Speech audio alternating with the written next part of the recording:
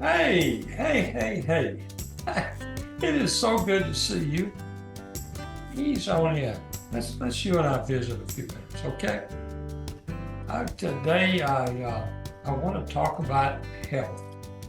Now that may not be something that excites you. You may be a young enough man, you're indispensable, but hey, you take a few minutes to listen, okay?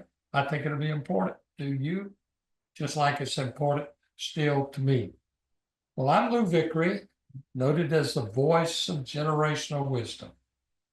And I think if we put a title on our event today, we would say pause for the cause. You know, health is our greatest wealth. So, regardless of where you are and what you're doing, you need to be physically and mentally fit to make it work for you, to succeed. You know, the way we treat our health throughout our life becomes more evident as we move further and further into our future. You know, I'm happy to say, obviously, I'm in the winter quarter of life, and I'm happy to say I've never had major surgery. And I did not take a pill or two until 4 years ago. Well, I have to take one or two now. But you know, the big part of that is that it is important that we're kind to our body and to our mind, because if we're not, we're going to suffer from the lack of attention to our health.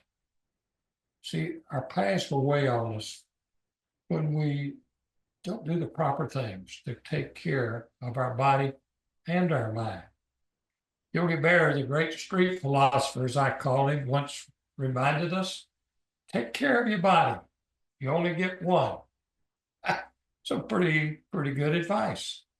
You know, I'm a great believer that our attitude toward health plays a crucial role in our overall health itself.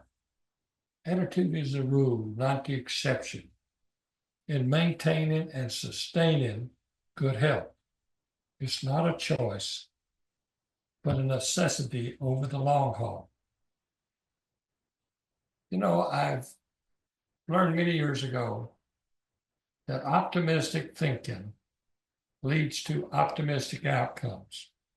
Study after study, health studies have shown that optimistic people have more energy, they're less stressed, they're happier, they live healthier, and they live longer. Have you taken the steps to develop the kind of attitude that you need to reduce the risk of degenerative diseases in your life? If so, what you're doing is you're adding life to years and years to your life. Now, I mentioned something about pause for the cause. I want to share this one health factor. At least I think it has done wonders for myself. And I think it can do wonders for you if you're not doing it. And that is, we need to learn to take a pause for the cause. I spend a lot of my time writing. I'm making notes all the time, spinning my wheels mentally to see if I can make things happen. But one of the challenges that myself, and if you are a very active person, you need to do is to take a time out and call and take a pause for the cause. There are times when we become victims of our circumstances. Events seem to rush us, to press us, to move us along at a pace that is injurious to our emotional and physical health. So here's my term that I want you to really focus on. learn the art of doing nothing. That's right. Take a time for a self-restoring timeout. This is important both as a physical game and a mental game. The timeout gives you time to just do nothing. That way, you know what happens? Our creative juices seem to flourish. It provides an opportunity to think through ideas and solutions that are often overlooked amid the daily hustle and bustle of life. It also gives our body a chance to recharge. The art of doing nothing requires establishing what I call a decompression zone. It provides us a time and a space where we have nothing planned, where there are no deadlines, no active responsibilities, and no places to be. Such a zone allows us to regroup and calibrate ourselves without the stress of outside influences. This unwind process will enable us to be able to have something in our tank when it's time to rewind. So we take the time to unwind so we have the time to rewind. Make sense? Well, it sounds simple, doesn't it? But the execution of a pause for the cause will take every ounce of mental discipline to make it about, to make it happen. You may see downtime as being unproductive. That's kind of natural because of the inactivity. But you know, we're not talking about a long period of time. We're talking about taking a few minutes each day just to do nothing.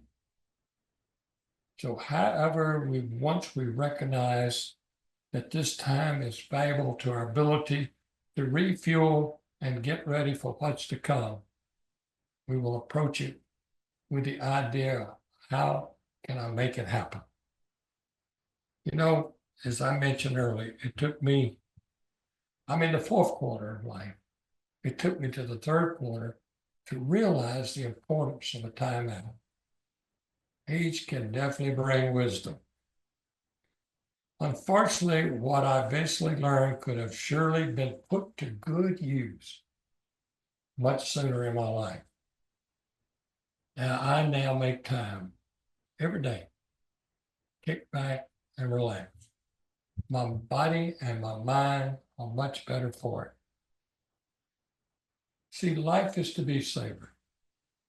The beauty of what I call me time is that it is precious and rare.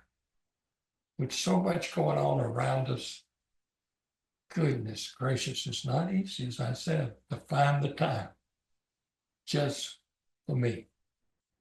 But me time is important. It's important for putting your life back in order and being able to extract some real quality for life going forward. So my idea of quality me time is to just be alone and have some quality, relaxing music. This enables me to get things out of my head and out of my body for a few moments. But the benefits are remarkable. So please don't minimize the need for a pause for the cause attitude. It's important. Having some me time. It's a great way to get a new perspective on you and a clear picture of where life is headed. So practice the pause. When in doubt, pause. When angry, pause. When tired, pause. When stressed, Pause. Give yourself some downtime. Learn the art of doing nothing. Well, I'm Lou Vickery. I thank you for joining me today. Our 25th book is going to the publisher. We're expecting it to be out in the first week of May. We'll let you know more about it. But until then, visit my website, awiseword.life/library. And please don't forget to invite some folks to join us here. Ask them to subscribe. Ask your friends to be a part of what we're doing.